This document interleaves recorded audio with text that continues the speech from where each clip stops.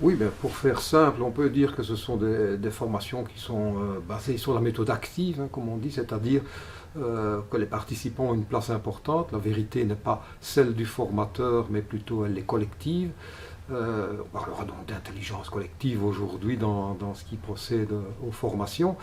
Elle est aussi, au niveau méthodologique plus précisément, centrée sur des mises en situation très précises, très concrètes, qui vont permettre aux participants d'illustrer les apports théoriques. Mais j'insiste beaucoup sur ce côté, on apprend ensemble, et aussi un côté peut-être un peu auberge espagnole, en ce sens que j'aime bien dire, on y trouve ce qu'on accepte d'y apporter, ce qu'on veut y apporter.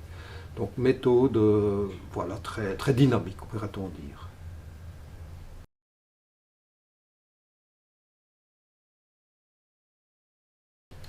Bien, l'université de paix est je veux dire, dans sa définition une organisation de jeunesse. Ça veut dire qu'a priori notre public est fort centré sur les jeunes et ceux qui participent au travail avec les jeunes, mais plus largement, beaucoup de nos sessions sont ouvertes à tout le monde et on va trouver là des personnes issues par exemple professionnellement du secteur marchand, du secteur non marchand.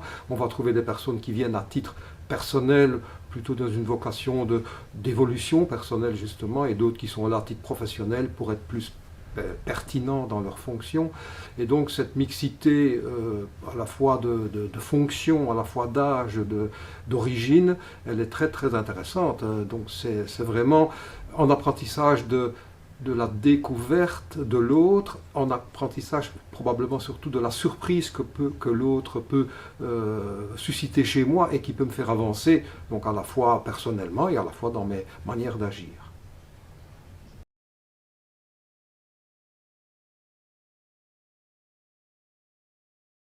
Bien voilà, ben, l'université de paix a, je dirais, à son actif une longue histoire et notamment le point de départ qui était l'éducation à la paix par le dialogue fraternel.